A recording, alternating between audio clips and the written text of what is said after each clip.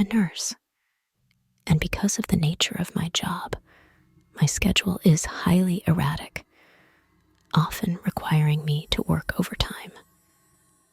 This incident took place at the hospital where I'm employed.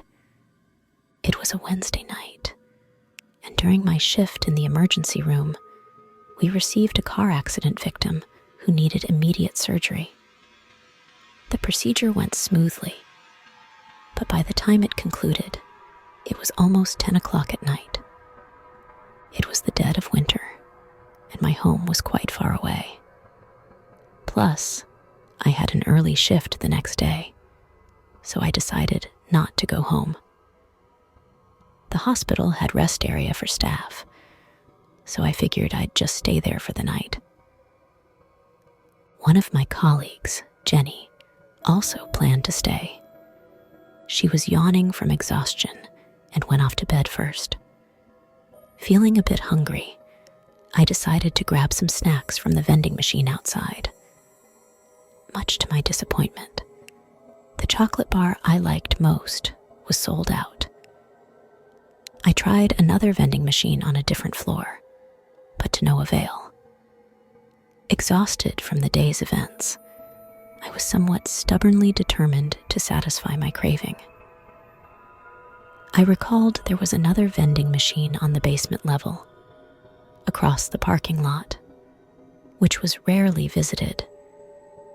I was hopeful they would have what I wanted. With that in mind, I headed in that direction. As I approached the parking lot, I felt a twinge of unease and decided to call my best friend, engaging in conversation to ease my nerves as I walked. Everything went smoothly, and I finally got what I wanted. However, something happened on my way back. Upon returning, I found that the elevator was unexpectedly out of order. We only have one elevator on the basement level, but there are two more from the ground floor above. So, I decided to walk myself up to the ground floor first. As I entered the stairwell, I stomped my foot hard, but the motion sensor lights didn't turn on. What's going on? Why is everything malfunctioning today? I muttered to myself. I had no choice but to take out my phone and use its flashlight for illumination. When I reached the corner between two levels, I stopped and stomped my foot again. Suddenly, I was startled by the sudden appearance of a face right in front of me. I let out a scream and jumped back. In the dim light of my phone, I saw a wooden, expressionless face with the eyes staring directly at me. I couldn't make out the other features clearly, but I could tell it was a woman from her hairstyle. My heart was pounding, and I couldn't move, perhaps from being too frightened. Thoughts raced through my mind as I asked myself who this woman could be. I knew everyone in the hospital, so could she be a patient's relative? I continued to check on her in the dim light of my phone and noticed the woman standing straight at the corner of the stairs. She wore a white sweater and a gray coat. Her gaze remained fixed on me, and she slowly said, "Have you seen the moon?" Upon hearing her words, I involuntarily looked up towards the top of the stairs. From where I stood, I could see a glimpse of the sky through the window upstairs. I looked and indeed saw the moon. It was exceptionally round tonight, with a faint halo of red light around it for some reason. When I took my vision back, the woman in front of me had vanished. I was so terrified and ran upstairs. I dashed back to the staff lounge, relieved to see the familiar surroundings, which helped calm my nerves a bit. Then, a strong wave of drowsiness hit me. I didn't even have time to eat the chocolate bar I had bought before falling asleep, fully clothed. The following morning, as I woke up, Memories of the previous day flooded back, leaving me feeling a bit foggy.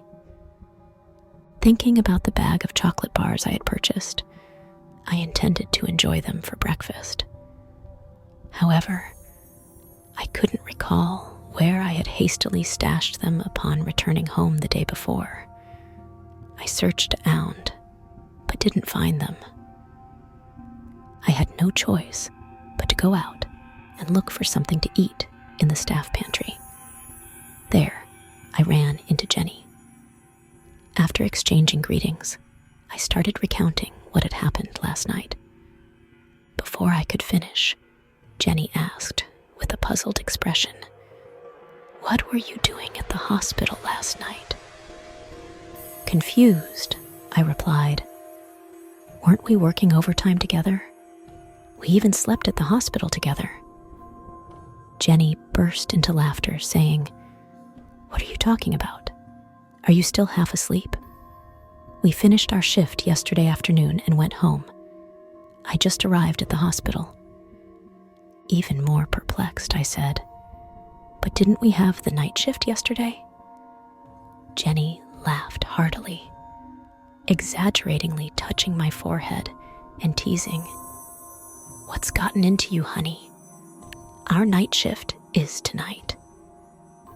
I pulled out my phone, intending to show her the schedule, but as soon as I did, I froze. There, on the screen, displayed a big Wednesday, meaning yesterday was actually Tuesday. However, in my memory, I had definitely experienced a Wednesday with a night shift. Frantically, I scrolled through yesterday's texts and call logs, only to find that all memories of yesterday had vanished. Even my last conversation with my best friend was from a week ago. I rushed back to the staff lounge, searched every corner for the chocolate bars I had bought yesterday, but nothing was found. I even checked the patient records and discovered that there were no emergency admissions or surgeries last night. I was completely dumbfounded. Could it be hallucinations that triggered by the recent work stress? Or perhaps it was just a very long and vivid dream? Or could it be something strange like a looped day as seen in movies? As the time for work approached, another tense day began, and I immersed myself in my duties. As the day slowly passed, I realized that it was completely different from the yesterday I remembered. Gradually, my emotions settled, and perhaps it was indeed the result of excessive stress. Taking a break to unwind seemed like a wise choice. Just as the day neared its end, yesterday's events had almost slipped from my mind. However, a car accident victim was sent to the hospital's emergency room by the end of the day, instantly stirring my nerves. Following a familiar routine, we arranged surgery and blood transfusions for the patient. Yet, unlike my memory, the surgery wasn't successful, and the patient ultimately succumbed to excessive bleeding. To this day, I still don't know what really happened, or perhaps more accurately, if anything happened at all. Was the world being reset somehow? Yet, I still occasionally recall the face of that woman and the moon, so round and bright, with a hint of red glow.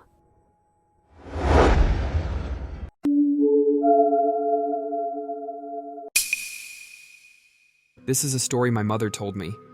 It happened not long after I was born.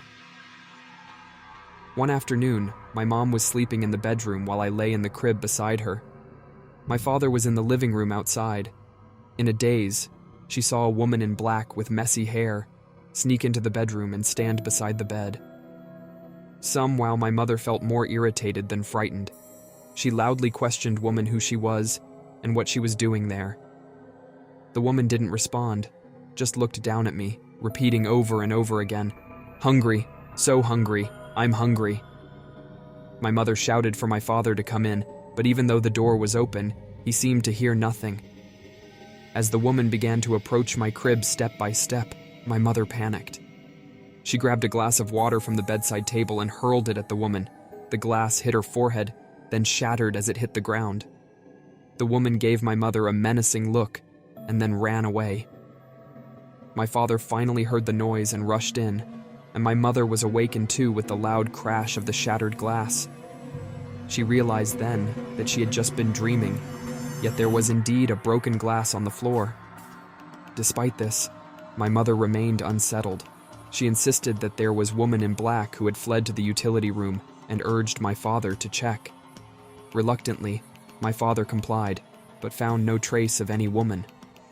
Nonetheless, my mother was adamant and insisted that my father should thoroughly search the area. With no other option, my father began to rummage through boxes and containers. To his surprise, as soon as he moved 2 boxes, he spotted a large dead black rat hidden behind them. Strange thing is, the ground around the rat was dry, yet its fur was damp.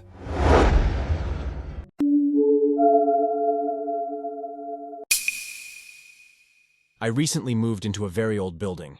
Despite its age, the house is kept tidy and well maintained, and the neighborhood is pleasantly quiet. Moreover, the rent is quite affordable. Overall, I'm satisfied with my home. The only drawback is the absence of an in-house laundry facility. Instead, there's a spacious communal laundry area downstairs. However, as a single guy, I only need to do laundry once or twice a week, so it's manageable. I usually go late at night and hardly ever run into any neighbors, except for one, who is quite peculiar. What makes him peculiar is that every time I see him, he's muttering to himself. At first, I thought he might be on a phone call using a Bluetooth headset. But after encountering him several times, and noticing he isn't wearing any earphones, I couldn't help but become curious. Strange thing is, every time I greet him, he would immediately snap back to a normal state, offering a friendly smile and a nod before slipping back into his murmuring. What's interesting is that his muttering seems to reflect different emotional states each time, sometimes calm, other times cheerful, occasionally filled with rage, and at times, it even sounds like he's engaged in a conversation with someone. His voice is always kept low, but after listening closely, I've noticed that regardless of the emotion, he always utters the same 4 syllables. Ka. It seems he's endlessly repeating the same meaningless phrase with varying emotions. I've encountered him in the hallway during the day for 2 times, and I've noticed that upon seeing me, he would quickly recite those 4 syllables before returning to his usual demeanor just as swiftly. If I hadn't already heard his repetitive muttering, I might not have even noticed at all. I have considered whether he might have some mental issues, but judging from his daytime attire, he appears to be a regular working professional. Moreover, his peculiar habit hasn't had any practical impact on me, so despite feeling a bit uneasy, I haven't said anything. Until one day, something even more bizarre happened. It was a weekend evening, and I was gaming at home until well past 2 a.m. I decided to go downstairs to put on some laundry, planning to retrieve it after taking a shower. As soon as I went down, I saw that peculiar neighbor again. He was standing in front of a washing machine with his back to me, speaking in a hushed tone. His words were barely audible. I approached the washing machine beside him to load my clothes. Curiosity got the better of me, so I listened closely to what he was saying. Perhaps I was too focused on listening, as my hands involuntarily stopped moving. Suddenly, I realized that the murmuring beside me had stopped, and when I turned around, I found him staring directly at me. Perhaps because it was so quiet at night, he had noticed me eavesdropping as soon as I stopped my movements. Then, with a very malicious look in his eyes, he glared at me fiercely, dropped the half-washed clothes, and walked away. I felt somewhat embarrassed, as if I had done something wrong. Lying in bed at night, I felt a bit dizzy. Perhaps from staying up too late, I was both sleepy and oddly unable to fall asleep. It took quite a while before I started to feel drowsy. Have you ever experienced that brief moment as you're drifting into sleep, then you suddenly wake up and realizing you were doing something in that hauled sleep state? That happened to me and I found myself sleep-talking. I found it quite amusing, remembering how an ex had once recorded the nonsensical things I said in my sleep. Without thinking too much, I pressed the record button on my phone, then rolled over and went back to sleep. I didn't actually sleep for long. My internal clock woke me up a little past 7 a.m. Perhaps the lack of sleep was catching up with me. Today, my head felt extremely heavy, and my body was sore all over. I reached for my phone and saw the recording was still ongoing. I quickly hit stop and then gave it a listen. At first, it was very quiet, just some faint background noises, interspersed with occasional rustling as I shifted position. I dragged the progress bar forward twice, but it remained the same. It wasn't until the third time I fast-forwarded the progress bar that I suddenly heard my own muffled sleep talk. Haha, so I really do talk in my sleep. I chuckled as I listened carefully. But then, my smile froze on my face. Yiwaka, a yiwaka, a yiwaka. I heard myself rapidly and continuously repeating these 4 syllables. It must have been between 4 a.m. and 6 a.m. for nearly 2 hours. I had been repeating this phrase incessantly. I was so scared that I threw my phone away, and it took quite a while before I picked it up again, intending to carefully listen to the recording file once more to identify it. But this time, the file suddenly went silent. Not only my sleep talk, but even the background noise from before was gone. The entire file was blank, devoid of any sound. After that day, I developed a high fever, and once I recovered, I quickly moved out of that building. Does anyone have any idea of the meaning of those 4 syllables?